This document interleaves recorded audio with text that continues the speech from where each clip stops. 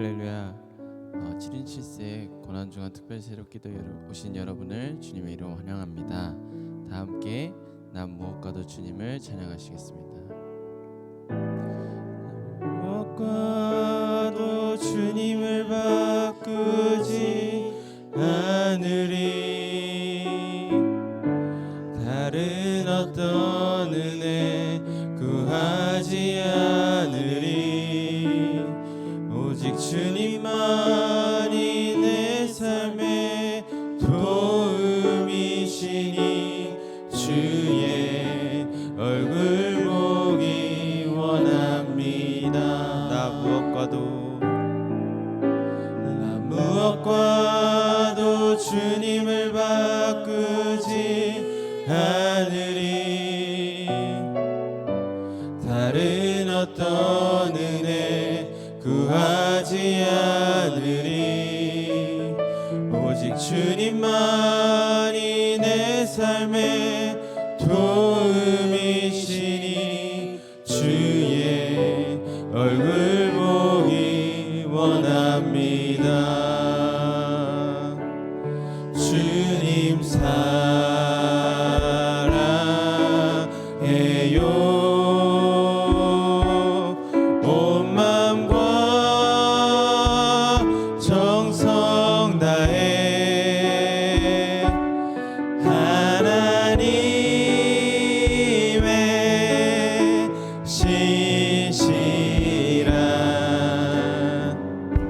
친구 되기 원합니다.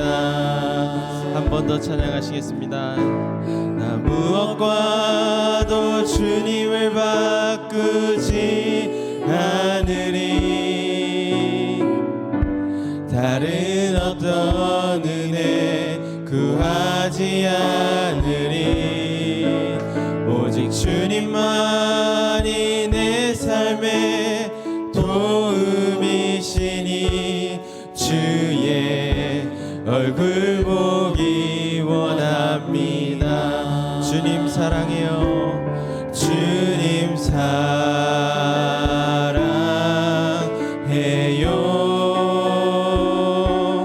온 마음과 정성 다해 하나님의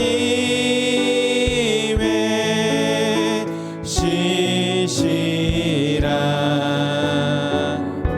친구 되기 원합니다. 주님 사랑해요. 주님 사랑해요.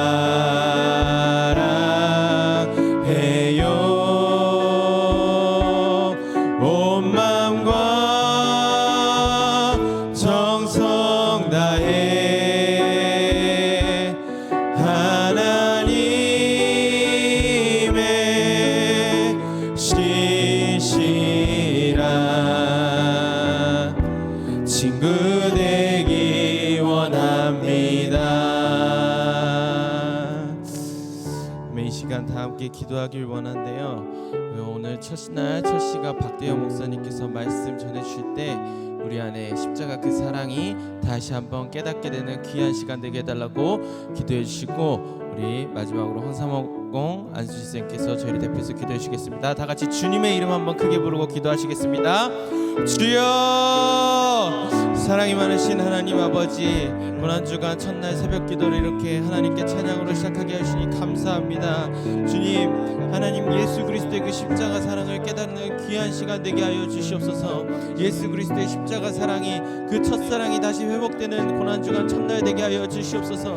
주님, 세상이 아무리 험하고 고난이 많을지라도 예수 그리스도의 사랑과 십자가 은혜로 우리가 다시 능히 이길 수 있는 귀한 은혜의 시간 허락하여 주시옵소서. 특별히 말씀을 전하시는 우리 박대영 목사님을 위해 이 시간 기도합니다. 십자가 그 사랑이 다시 한번 깨닫게 해주는 은혜의 말씀, 귀한 말씀의 시간 되게 하여 주시옵소서. 우리 사랑이 많으신 하나님 아버지, 모든 성도님들이 각자의 기도 제목과 소망을 가지고 이 시간 하나님께 기도함으로 나아가고자 합니다. 주님, 세상을 이길 수 있는 능히 강한 힘을 주시옵소서. 하나님, 세상이 감당할 수 없는 하나님의 크신 사랑과 능력을 이 시간 허락하여 주시옵소서. 하나님의 은혜가 물붓듯이 부어지는 귀한 성령이 넘치는 이번 고난주간 첫 새벽기도의 시간 되게 하여 주시옵소서. 말씀이 다시 새롭게 느껴지는 귀한 시간 되게 하여 주시옵소서. 말씀의 은혜가 넘치는 시간 되게 하여 주시옵소서. 하나님의 은혜를 다시 회복하는 귀한 시간 되게 하여 주시옵소서. 우리 신앙교회 모든 성도님들이 기도와 사랑과 능력으로 다시 하나 되는 귀하고 복된 시간으로 이끌어 주시옵소서. 주님, 나의 마음이 하나님 마음에 합한 자로 이끌어 주시옵소서. 이 주님 첫날 첫 시간에 드립니다. 하나님께서 붙들어 주시고 이 시간 만져 주시옵소서. 하나님 함께하여 주시옵소서. 하나님 주시옵소서.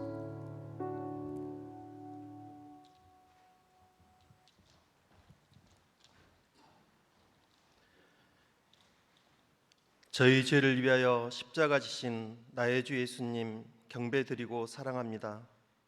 주님이 나귀를 타고 예루살렘에 입성하실 때 호산나 호산나 외치며 주님을 찬양하던 다수의 무리들이 결국 주님을 십자가에 못 박은 배신자들이 되었듯이 오늘 저희들도 주님을 찬양하고 경배하던 입술로 주님을 부인하고 주님을 외면하지 않을까 두렵사옵니다. 주님, 저희와 동행하시고 은혜를 베풀어 주시옵소서. 예수님의 고통과 절규, 주님의 피 묻은 십자가, 주님이 돌아가심은 저희의 허물과 죄로 인한 것을 고백합니다. 용서하여 주시옵소서. 주님을 본받아 서로 사랑하며 섬기는 공동체가 되게 하시고 주님만을 닮아가는 신앙교회가 되게 하여 주시옵소서. 고난주간 묵상과 기도와 말씀으로 주님의 부활을 기다립니다. 이 시간 드리는 안수 집사님들의 찬양을 주님 홀로 받아 주시옵소서. 고난주간을 맞이하여 7인 7색 특별 집회에 참석하여 찬양과 귀한 말씀 듣게 하심을 감사드립니다. 모욕, 죽음 이전의 죽음이란 말씀으로 전하실 박대영 목사님에게 권세 있는 능력의 말씀을 선포케 하시고 저희의 심령마다 성령의 역사와 십자가의 보혈로 새롭게 태어나길 원하오며 죄악에서 구원하여 주신 예수님 이름으로 기도드립니다. 아멘.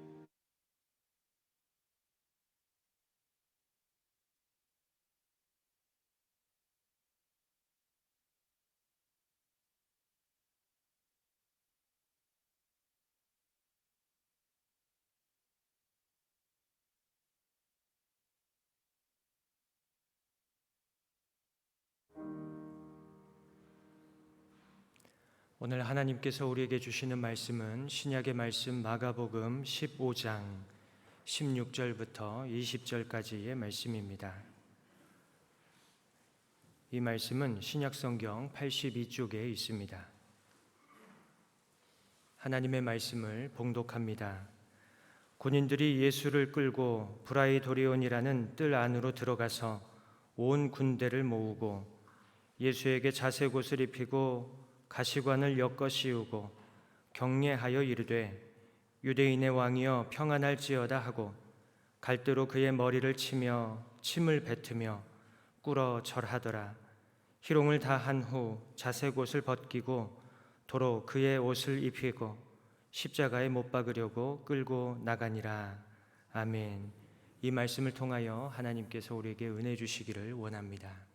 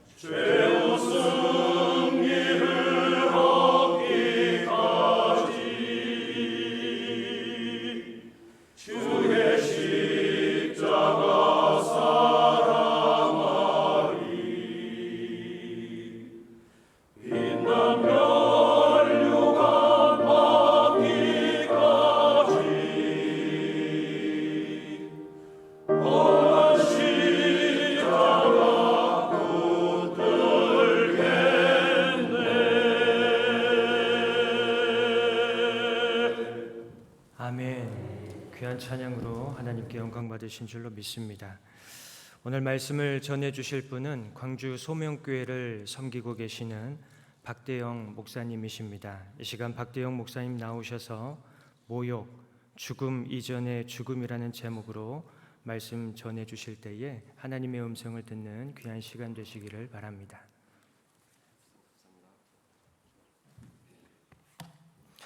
안녕하세요. 반갑습니다. 네, 7인 7색 순환주간 특별 새벽 기도회 참 많이 기다렸습니다. 여러분 이런 기회 아니면 배울 기회가 없어서 제가 참 좋아하는 교회인데 반갑습니다.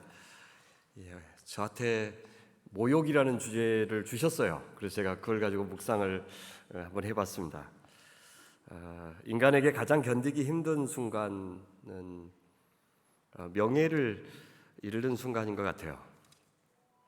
너무 창피해서 얼굴을 들 수 없을 때, 그 순간은 인간다움을 상실한 순간입니다. 모욕을 당하고 조롱을 당할 때 그렇죠. 억울하게 당하든 아니면 내가 잘못돼서 당하든 내가 남의 입에 오르내리고 있다는 것을 알면 정말 속상합니다. 특히 내가 사랑하는 가족들 앞에서 면이 서지 않을 때, 혹은 가족의 명예가 훼손될 때, 그때는 정말 참기 어려운 분노마저 치밀어 오릅니다. 왜냐하면 인간은 처음부터 다른 인간에게서 인정과 존중과 사랑을 받아야 사람답게 살 수 있는 존재로 지어졌기 때문입니다. 그래서요, 제 아무리 세상에서 많은 것을 가졌고 이루었고 또 누리고 있는 사람이라고 해도 사실 명예가 없으면, 염치가 없으면, 몰염치하고 파렴치한 사람들을 보면 정말 천박하고 저열하고 미천하게까지 보이는 이유가 바로 거기에 있습니다. 반대로 존경과 명예를 얻으면서 살 때만큼 좀 기쁜 순간이 있을까요? 특별히 가장 가까운 사람들, 나를 너무 잘 아는 사람들에게서 존경과 인정을 받는 것만큼 의미 있는 삶이 있을까요?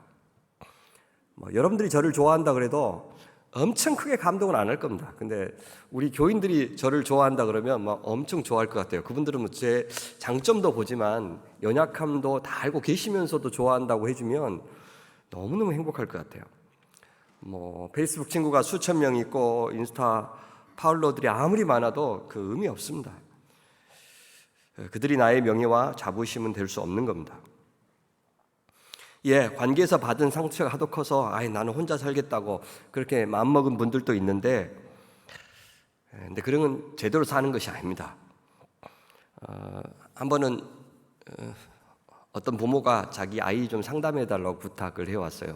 학교에서 왕따를 당하고 있어서 학교를 가다 말다 했는데 좀 한 몇 날 또 안 가다가 가겠다고 했는데 그게 마음에 놓이는 게 아니라 불안해서 저한테 좀 만나달라고 그래서 만났더니, 그래서 너 학교 가는 거 괜찮겠냐 그랬더니 저 상관없어요 그러더라고요. 네가 다른 모든 친구들 왕따 시키기로 결심했구나. 그러니까 애가 놀라고 아무 소리도 못해요. 야, 그건 괜찮은 게 아니야. 그리고는 학교 자퇴했어요. 그리고 지금 대안학교 갔는데 가서는 원래 이런 아이였나 싶을 만큼 완전 환해지고 밝아지고 관계를 잘 맺는 아이가 되었습니다. 하나님 나라 백성들은 그렇게 관계 속에서요, 부끄러움을 아는 사람들이에요. 왜냐하면 그들은 명예를 추구하는 사람들이기 때문에 하나님의 영광을 또 하나님의 인정을 가장 사모하는 사람들이 그리스도인입니다. 그래서 하나님께서 지으신 모든 생명 있는 것들을 그 가치 그대로, 그 존엄 그대로 인정하고 대우하는 환대의 사람들이 그리스도인입니다. 그래서 누구든 내 이웃의 얼굴을 현상시키고 목소리를 찾아주는 사람, 존재감이 거의 없는데 이렇게 귀한 분 여기 있다고 이렇게 드러내주는 그런 역할을 하는 사람들이 그리스도인이에요. 그러니까 내가 드러나기 위해서 다른 사람들을 다 배경으로 삼는 사람이 아니고 내가 배경이 되고 다른 사람들을 이렇게 높여주고 세워주고 도드라지게 해주는 그런 사람들이 그리스도인이에요. 그렇다면 인간 세상에서 가장 절망적인 곳은 어디일까요? 그것은 저는 명예를 추구하지 않는 사회, 명예를 소중히 여기지 않는 사회가 아닐까 싶어요. 그래서 수호지심이 없는 사람, 파렴치하고 모렴치한 사람, 그래서 결코 명예롭지 않는데 그 사람이 온갖 특권을 향유하고 권력을 함부로 사용하는 사회가 몹시 위험해요. 그런 사회는 뻔뻔하고 무도한 소수의 사람들이 절대 다수의 선량하고 양식 있는 평범한 사람들을 노예처럼 부리는 대단히 야만적인 공간이기 때문에 그렇습니다. 그래서 명예 같은 것은 아랑곳하지 않고 오직 돈만 추구하는 사회, 나 혼자만 잘 먹고 잘 살면 그만이라고 생각하는 자기중심적인 사회, 개인주의적인 사회, 그래서 물성화된 사회가 가장 절망적인 사회입니다. 이타와 시여가 없는 사회는 사실상 죽은 사회입니다. 반대로 하나님 나라 천국은 인간에게 참 생명이 되는 그 언약의 관계, 사랑과 충성의 관계, 정의와 공의의 관계가 회복된 공동체입니다. 수치와 모욕이 비로소 영광과 명예로 바뀐 사회입니다. 사자와 어린 양이 함께 노는 나라, 흑인과 백인, 노인과 아이, 부자와 가난한 자, 진보와 보수 사이에 차별이 없는 나라. 그래서 갈등과 미움과 반목보다는 평화를 만드는 사람이 대접을 받고 그가 하나님의 아들이라고 일컬음을 받는 것, 그 평화로운 관계 맺기 위해서 자기 부인하고 헌신하고 내려놓고 그래서 즐거이 소통하는 것을 좋아하는 자가 이미 하나님 나라에 들어온 자고 들어갈 수 있는 자예요. 내가 소중한 만큼 타인도 소중하다고 생각하고 나한테 갈망과 욕구가 있으면 다른 사람한테도 당연히 있을 것이라고 생각하면서 죽을 때까지 그 욕망들을 서로 조율하고 그래서 공존하고 공생하기를 추구하는 사람들이 그리스도인입니다. 이 땅에서 그렇게 사는 기쁨을 누린 사람들에게만 영원한 천국도 허락됩니다.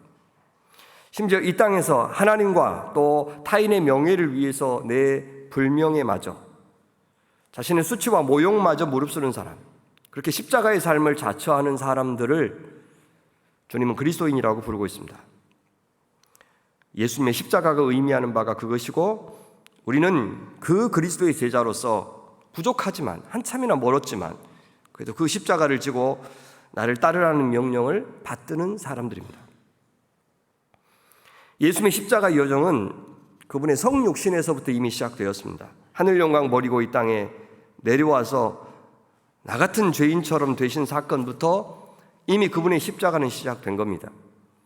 성육신은 예수께서 단지 인간이 되신 사건만이 아니라 수치당할 조건을 취하신 사건이라는 의미가 있습니다. 그 말은 성육신에서부터 이미 그분의 고난이 시작되었고 그분의 수치와 모욕의 여정도 시작되었다는 겁니다. 그냥 예수님의 목숨, 죽음, 피만 필요했다면 헤롯이 죽이려고 그럴 때 그때 죽으면 돼요. 근데 그렇게 안 하고 외국으로 피신시키잖아요. 그분한테는 우리가 겪었던 이 연약함, 이 모욕, 이 수치, 죄악 가득한 세상에서 한 인간으로 산다는 것이 무엇인지를 예수님께서 먼저 겪으셔야 할 필요가 있었어요. 그래야 그분은 우리의 구원자가 되실 수 있으니까. 그것을 히브리서 기자는 이렇게 표현해요. 하나님의 은혜로 말미암아 모든 사람을 위하여 죽음을 맛보려 하심이라. 자녀들은 혈과 육, 이 피와 살이죠. 이 피와 살을 갖고 있는 그런 존재에 속하였음에 그도 또한 예수님도 또한 같은 모양으로 혈과 육을 함께 지니심은 죽음을 통하여 죽음의 세력을 잡은 자 곧 마귀를 멸하시며 또 한 가지 또 죽기를 무서워함으로 한평생 매어 종노릇하는 모든 자들 놓아주려 하심이니 너 내 말 안 듣으면 죽어 라고 생사여타권을 쥐고 있는 것처럼 보이는 이 세상. 그래서 신앙 버리고 뭔 예배할 시간이 있고 교회에다 돈 갖다 바칠 시간이 있냐. 그냥 세상에서 먹고 살기 위해서 살아남기 위해서 애써야지 라고 하는 것들로 무서워 쩔쩔 매면서 한평생 사탄의 종노릇하는 그 인간들을 해방시키기 위해서 오셨다 그렇게 이야기해요. 그렇게 인간이 되셨기에 예수님은 다른 인간 대제사장보다 더 천사보다 더 우리를 위한 대제사장 자격을 갖추신 겁니다. 그렇게 모욕을 거쳐 대제사장이 되신 예수님을 또 히브리서 기자는 이렇게도 말해요. 그러므로 그가 예수께서 범사의 형제들과 같이 되심이 우리 인간과 똑같이 되심이 마땅하도다. 그는 해도 되고 안 해도 되는 것이 아니라 그렇게 인간과 같이 되는 것은 반드시 필수적이다 그 말이죠. 그 이유는 하나님의 일에 자비하고 신실한 대제사장이 되어 백성의 죄를 속량하려 하심이라. 그가 시험을 받아 고난을 당하셨은즉 시험 받는 자들을 능히 도우실 수 있느니라. 예수님의 육체적인 죽음만이 십자가가 아니에요. 우리의 수치, 모욕, 그것은 사실상 죽음이나 다름없는 고통입니다. 여러분 그렇지 않아요? 그래서 앞으로 모욕과 수치를 당할 일이 뻔한다면 차라리 그거 당할 바에는 스스로 먼저 목숨을 끊는 것이 낫겠다고 여기는 사람들도 있습니다. 그래서 사실상 모욕은 죽음 이전의 죽음입니다. 예수님에게도 수치와 조롱과 모욕은 사실상 이 육신적인 죽음 이전의 죽음이었어요. 그것은 다른 말로 하면 그가 완전히 죽음에 노출된 인간이 되는 순간이었다는 뜻입니다. 아니, 하나님이심을 드러냈다면 결코 받지 않았을 대접을 받으셨어요. 모욕을 당하도록 자신을 내버려 두는 순간에 예수께서 그냥 대접 못 받은 정도가 아니라 인간 본연의 모습인 흙으로 돌아가신 겁니다. 깨어지고 상처받기 쉬운 나약한 인간이 되신 사건입니다. 예수님은 인간의 모욕을 하나도 거절하지 않고 다 당하셨어요. 그래서 하나님 자신의 전능성을 포기하기로 결정한 겁니다. 십자가 앞에서 수치와 모욕을 당하기 전에도 예수께서는 태어나실 때부터 영광도 받으셨지만 모욕도 같이 당하셨어요. 누울 곳이 없어서 그 위에 누이셨죠. 왕이고 하나님이신 분에게는 그것은 합당한 대우가 아니었습니다. 천사와 동방박사들은 그를 찬양하고 경배했지만 헤롯은 죽이려고 했어요. 그것도 왕에게 할 일은 아닙니다. 공생이 시작되면서부터는 그를 향한 경배와 반대가 더 극단적으로 나누어졌어요. 심지어 그가 성령이 아니라 귀신의 왕 바알제불의 힘을 빌어서 기적을 행한다고 비난했고, 안식일 주인이신데 안식을 어긴다고 시비 걸었고, 말씀이 육신이 되어 우리 가운데 오셨는데 그 율법을 갖고 예수님이 시험했고, 심지어 모세의 율법 업신여기고 있다라고 비난하기도 했습니다. 성전을 완성하러 오신 예수님을 성전을 사흘 만에 허문다고 주장했다고 거짓으로 증언했어요. 예수님과 동고동락했던 제자들은 예수께서 이루려고 하시는 그 하나님 나라와 정반대되는 나라를 지속적으로 꿈꾸었고, 심지어 가룟 유다는 예수를 노예 한 사람 값인 은 30에 팔아 넘기기조차 했고, 수제자 베드로는 3번이나 부인하고 저주하면서까지 예수님과의 관계성을 부정했습니다. 이 모든 일들이 왕이신 주 예수 그리스도에게는 치욕스러운 일이었어요. 이렇듯 예수께서 수치를 당하시는 순간은 자신에게 부여되었던 모든 신적인 권능을 내려놓는 순간입니다. 그래서 하나님을 향하는 모든 반역과 조롱을 온몸으로 받아내는 순간, 이를 통해서 하나님 떠난 인간이 어떤 존재까지 될 수 있는지를 드러내셨어요. 그것은 인간들의 악행을 정죄하는 순간이기도 했겠죠. 자신의 모든 악행을 인간들이 스스로 보게 하는 자리에 계신 겁니다. 만약에요, 우리가 당한 만큼 돌려주고 대들고 복수한다면 그 인간이 얼마나 나쁜지는 감춰지게 돼요. 그런데 우리가 그 모욕을 고스란히 다 수용하는 순간 하나님과 다른 인간을 향한 그 인간의 죄악이 얼마나 심각한지가 적나라하게 드러나는 겁니다. 그런데 인간은 절대 이해할 수 없는 신비가 바로 여기에 있어요. 예수께서 자발적으로 모욕을 당할수록, 감수하실수록, 낮아지실수록 새로운 희망의 문이 열린다는 사실을 인간도 사탄도 몰랐어요. 절대 이해할 수 없는 신비였어요. 예수님의 수치와 모욕은요, 인간이 당해야 마땅한 수치를 대신 담당하는 수치였어요. 동시에 한 인간이 다른 인간에게 당하는 수치를 함께 담당해 주신 수치였어요. 이제 믿는 자들인지 안 믿는 자들인지, 안 믿는 자들은 고통당해도 내버려 두시는 것이 아니라 다 하나님의 형상이에요. 하나님 뜻이 있어서 이 땅에 보내신 사랑하는 존재이기 때문에 그들이 고통당해도 주님은 그들과 함께 하셔요. 죄인들을 위한 모욕이고 죄인들에게 모욕당하는 이들과 함께 겪는 수치가 예수님의 수치와 모욕이었어요. 예수께서 그렇게 수욕을 당하실 때 그분은 흙이 되신 겁니다. 동시에 우리가 당하는 모욕을 나눔으로써 아담이라고 하는 흙을 새롭게 빚기 시작하신 겁니다. 고난 중에 있는 우리의 모욕 가운데 그런 우리를 도우실 수 있는 그런 조건을 형성하시게 되었다는 뜻입니다. 그래서 그분은 의지적으로, 아주 적극적으로 수치와 모욕 앞에서 무기력해지심으로써 무기력한 우리와 함께 하기로 하신 겁니다. 세상에서요, 우리에게 다가오는 모욕, 수치, 이것들에 대해서 모든 상황 속에서 상처받지 않고 넉넉하게 이겨낼 수 있는 사람 어디 있습니까? 없죠. 조금만 자존심 상해도 2배, 3배, 4배로 갚아주고 싶은 것이 우리들 아닙니까?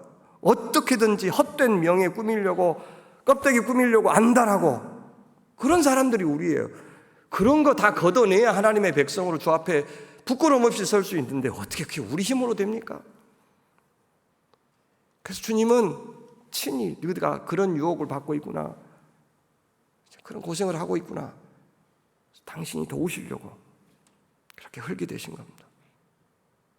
그 하나님이 계시니 이제 우리는 이 세상의 삶을 스스로 조종하고 책임지려고 하는 삶을 떠나서, 그럴 때 남한테 수치를 주는 겁니다. 남의 눈에 피눈물 흘리면서까지 내가 잘 되려고 하는 거예요. 내가 내 인생을 스스로 조종하려고 할 때, 그런 걸 떠나서 이제 하나님께서 주관하시는 세상에서 하나님께서 기뻐하시는 관계 방식을 추구하며 살 엄두가 생기는 겁니다. 부끄러운 줄도 모르고 탐욕만 채우던 삶과 결별할 용기, 세상에 누가 줄 수 있습니까? 심지어 내 수치를 자처하면서까지 누군가의 수치를 모면하게 해줄 용기를 누가 갖게 해줄 수 있겠어요? 이기적으로 살면서도 부끄러운 줄 몰랐던 그 인생과 결별하고 이제는 주와 복음을 위해서, 하나님 나라와 의의를 위해서, 또 사랑하기 위해서 수치, 모욕, 자청할 줄도 알고, 그런 사람들의 친구가 될 줄도 알고, 그렇게 살아도 안 죽는다 라고 하는 것을 믿으려면 대체 뭐가 필요하겠습니까? 그렇게 살다 죽어도, 고생해도 하나님 나에게 부여하신 참된 명예와 영광만은 누구도 뺏을 수 없다 라고 하는 것을 믿는 사람 되게 하려면 뭐가 필요할까요? 누가 그걸 잘 설명한다고 이렇게 믿고 실감나고 그럴 리가 없습니다.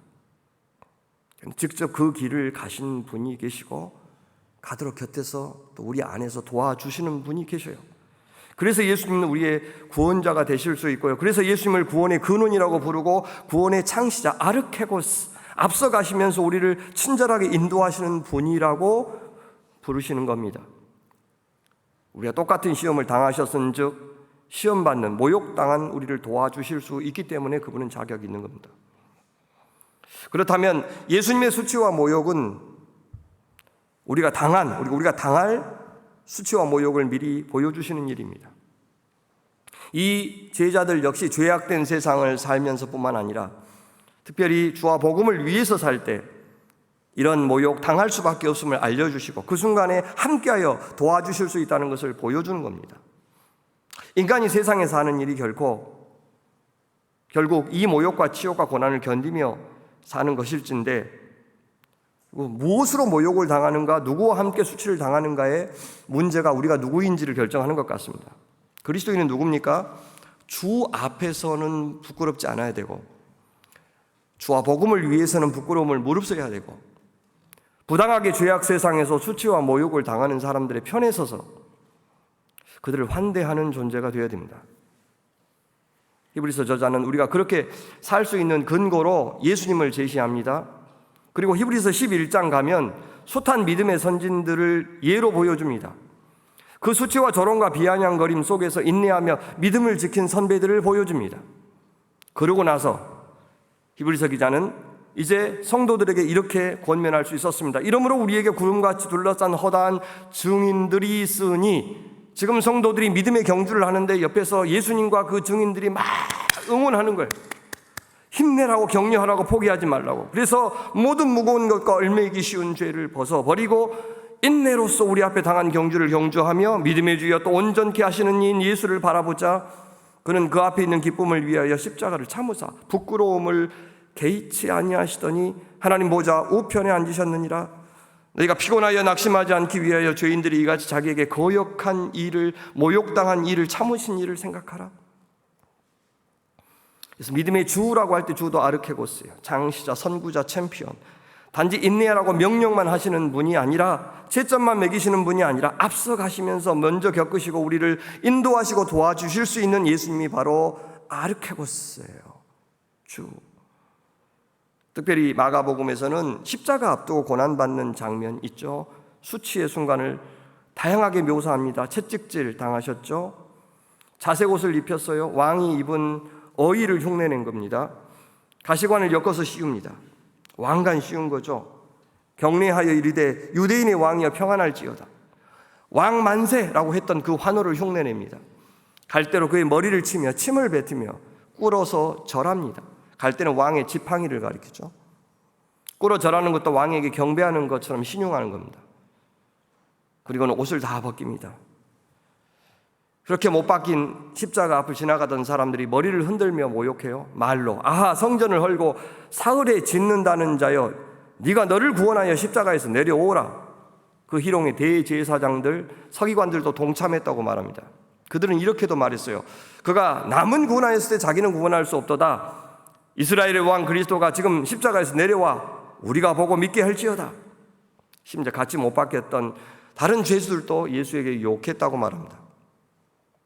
빌라도는 예수의 죄패를 걸되 나사렛 예수 유대인의 왕이라고 쓰라고 하고 그 죄패를 히브리말, 로마말, 헬라말 3개 국어로 쓰라고 명령합니다.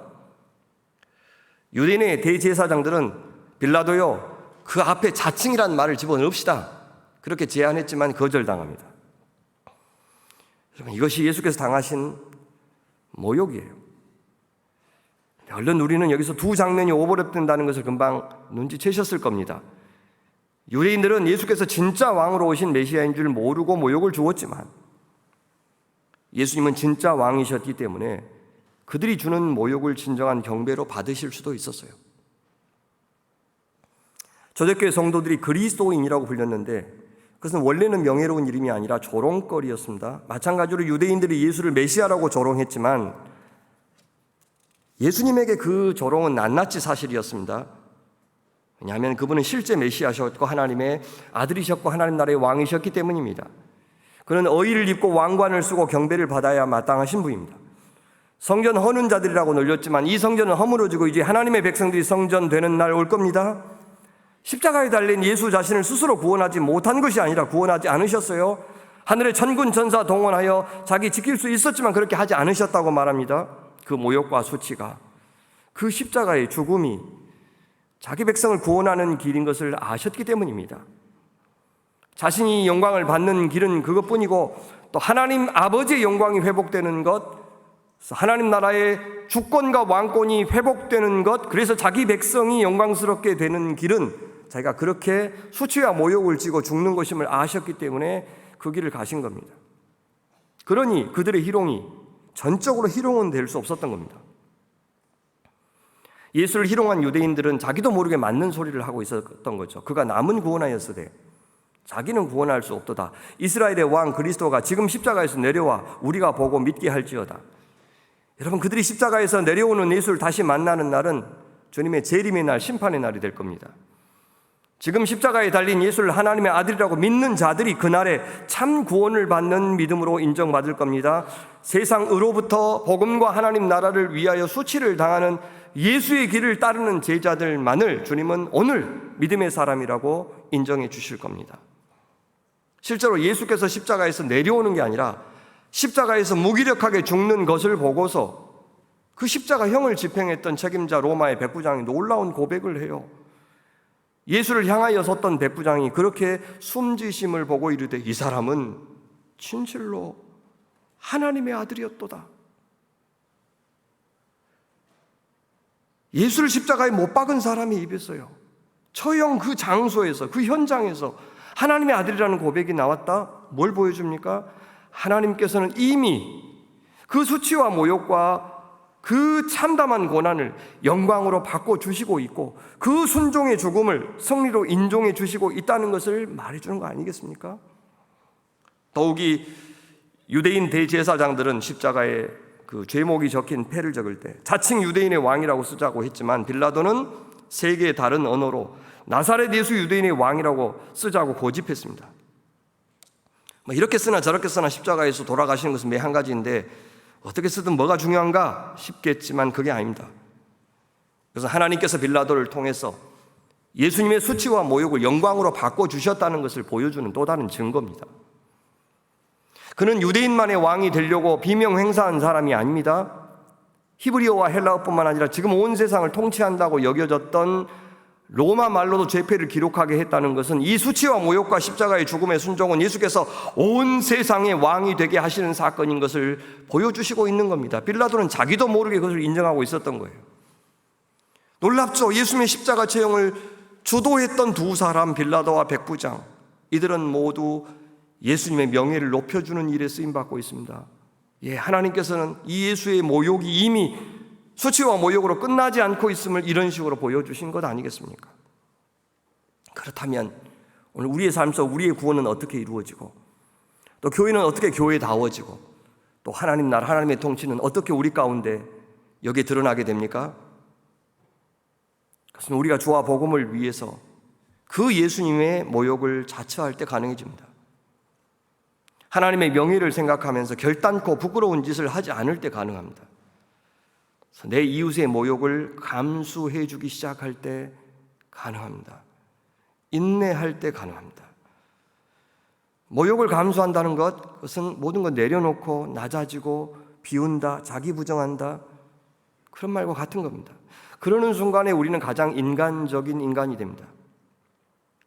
날 절대 무시하지 못할 사람이다, 함부로 넘보지 못할 사람이다 라고 하는 것을 증명하기 위해서 안간힘을 쓰는, 그래서 늘 경계심을 갖고 사람을 대하게 만드는 이 세상에서 무장해제한 채 시간이 흐를수록 더 많은 사람들이 우리 안에 쑥 들어와서 나 자신을 만끽할 수 있도록 내어주는 사람 되는 거, 그거를 성화라 그래요. 그게 참 사람이 성숙해졌구나, 힘 쫙 빼고. 그것이 우리가 신앙생활하는 목표입니다. 좋은 교회가 된다는 말은 그런 말입니다. 육신적인 죽음 이전에 가장 심각한 죽음을 자처하기로 한 결정이 바로 모욕을 수용하기로 한 결정이에요. 그것은 내 자존심을 이제 스스로 세우지 않겠다는 결심, 내가 갖고 있는 돈, 외모, 여러 가지 사회적인 조건들로 자신을 치장하고 보호하기를 멈추겠다는 뜻, 이제 민낯으로 사는 것, 인간다운 바깥에서 내가 지금 누리고 있는 껍데기들을 다 치우는 것, 그래서 본연의 인간이 되는 것, 그것이 바로 신적 전능성을 해체하신 예수처럼 모욕을 수용한다는 말의 뜻입니다. 여러분, 그렇게 하기로 했을 때 사람들이 나를 무시하고 쉽게 보고 함부로 대하기도 해요. 세상은 워낙 악하니까. 근데요, 그때 비로소 더 많은 이웃과 친구를 얻기도 합니다. 더 많은 사람을 진심으로 사랑할 수 있기도 되고요, 받는 사람을 빚쟁이로 만들지 않으면서도 호의를 베풀 수 있고, 내가 받을 것이 있는 사람, 칭송을 받아야 마땅한 사람으로 기대하지 않으면서도 사랑할 수 있고, 수치와 모욕을 받는 순간에도 너무 심하게 내가 훼손되지 않을 수도 있습니다. 겸손은 그렇게 그 모욕에 취약한 상태로 우리 자신을 노출시키는 것이 아닐까 생각해요. 그때 우리는 가장 많은 불쌍히 여김을 받을 수가 있습니다. 동정, 연민의 대상이 될 수 있어요. 그래서 저 사람 잘 됐으면 좋겠어. 저 사람은 좀 잘 됐으면 좋겠어. 아니, 뻔히 알면서 왜 호구로 바보로 살아? 아우, 짠해. 한편이 되고 싶어. 그런 마음을 주는 사람이 될 수 있다는 겁니다. 그래서 더 많은 진실한 관계를 맺을 수 있고, 여러분, 그것이요, 우리가 이 세상에서 누릴 수 있는 최고의 명예고 가장 큰 인간다움이에요. 부러움의 대상이 되는 게 아니라 사랑의 대상이 되는 것, 친구가 되고 싶은 사람 되는 것, 감사의 대상 되는 것, 그것이 하나님 나라에서는 최고의 명예예요. 여러분, 나 대신해서 누군가가 모욕을 당해 주었을 때 그것만큼 감사한 일이 없죠. 같이 있는 것만으로 평판이 훼손될 수 있는 상황을 무릅쓰면서 나 이 사람 친구예요 이렇게 말해준다면 얼마나 고맙겠습니까? 제가 제 친구하고 이제 시향 연주회를 갔는데, 거기 가면 좀 옹사한 것이 뭐냐면 언제 박수를 쳐야 될지 모르겠어요. 그죠? 겁나 감동적인데 박수를 치면 안 돼. 내 친구가 옆에 있다가 쳐버렸네. 얼마나 무한하겠어요. 저도 같이 쳐줬어요. 막 이렇게 쳐요. 그 다음부터는 그 친구가 저를 훨씬 좋아하게 됐습니다. 슬픔을 나눠서 담당해주는 사람, 모욕을 같이 감수해주는 사람, 그런 사람이 성도예요. 하나님은 신상필벌의 하나님이 전부가 아닙니다. 우리가 믿는 참 좋은 하나님은 우리의 가장 어둡고 사악한 죄 안 들켜요. 안 들킵니다. 내 자존심 세우느라고요 수 없는 많은 성도들 죽이는데 안 들켜요. 근데 다 들켜요. 그 마음으로 사람 만나면요 절대 사랑 못 받습니다. 명예 못 받습니다. 아무리 낯을 바꿔도요. 우리 영물입니다. 우리는. 그런 사악한 죄, 또 죄의 결과까지 다 지신 분입니다. 우리의 억울함을 겪으신 분, 가장 사랑하는 자에게 배반을 당하신 분, 아무리 노력해도 끝내 자기 사랑을 믿어주지 않고 자기를 이용할 생각만 하는 제자들을 상대해 주신 분, 그분이 우리 하나님이에요. 그분이 우리 예수님이시고, 교회는 바로 그 예수님을 머리로 삼고 또 그 예수님의 몸이 되는 곳이라고 합니다. 그분처럼 모욕당하는 자의 곁에 있도록 보냄을 받은 사도들, 우리는 예수처럼 죄악된 세상에 의해서 얼굴을 잃어버린 사람, 수치를 당하고 있는 사람, 억울한 사람, 인간다운 삶이 무너진 사람들의 얼굴을 되찾아주는 곳이 되도록 부름받은 겁니다. 그럴 때 하나님의 명예, 하나님의 영광이 회복될 겁니다. 교회는 나보다도 우리 예수께서 세상에서 부끄러움을 당하실 때 죽을 것 같이 고통스러운 존재가 되어야 됩니다. 그리고 그 영광을 회복하는 일에 인생 걸어야 그것이 교회입니다. 주님의 얼굴을 부끄럽게 하는 일은 상상도 하지 못하는 사람들을 만들어내는 곳이 교회여야 됩니다. 그것이 이제 100주년을 맞이하는 신한교회 저는 명예가 되었으면 좋겠어요. 이웃에게 수치와 모욕을 안겨다주는 이 죄악된 구조, 철면피한 악의 세력들, 그들을 용서하지 않는 존재가 되는 것, 그들에게 맞서기 위해서 모욕을 무릅쓰기도 하는 존재들이 그리스도입니다. 그럴 때 우리도 그 얼굴의 영광의 빛을 받아 영광스러운 하나님의 백성, 명예로운 그분의 백성이 될 겁니다. 말씀 맺겠습니다. 우리가 주와 복음을 위하여 수치와 모욕을 당할 때, 우리가 죽음 이전의 죽음을 당할 때, 우리가 가장 연약하고 깨어진 질그릇이 될 때, 역설적으로 그때 하나님의 능력이 가장 잘 드러나고 하나님의 능하신 역사가 가장 활발하게 일어나고, 그래서 하나님과 우리 모두가 영광스럽게 됩니다. 그래서 사도는 나의 연약함을, 약함을 자랑하리라 라고 고백하고 있습니다. 그러니 우리가 아무도 무시하지 못할 정도로 세상에서 힘과 권력을 발휘할 때가 아니라 믿음의 사람들이 믿음으로 가장 약할 때가 그리스도의 능력, 그분의 영광이 가장 잘 드러나는 것입니다. 그러니 사랑하는 여러분, 애매하게 주와 복음 때문에 또 하나님의 뜻을 행하다가 당하는 수치와 모욕의 순간 지나고 계십니까? 주님이 당신의 능력으로 행하실 일을 더욱 기대하시기 바랍니다. 인간 세상 살면서 인간이라는 직업같이 힘든 직업이 어디 있습니까? 그러니 겪기도 하는 수치와 모욕의 순간에 나를 낮추시고 겸손하게 하시는 주님의 섭리 인정하고 나와 동행하시고 나를 이해하시는 주님을 굳게 의지하여 큰 위로받고 일어나 주와 함께 끝까지 걸어가는 복된 인생 다 되시기를 간절히 축원합니다. 기도하겠습니다.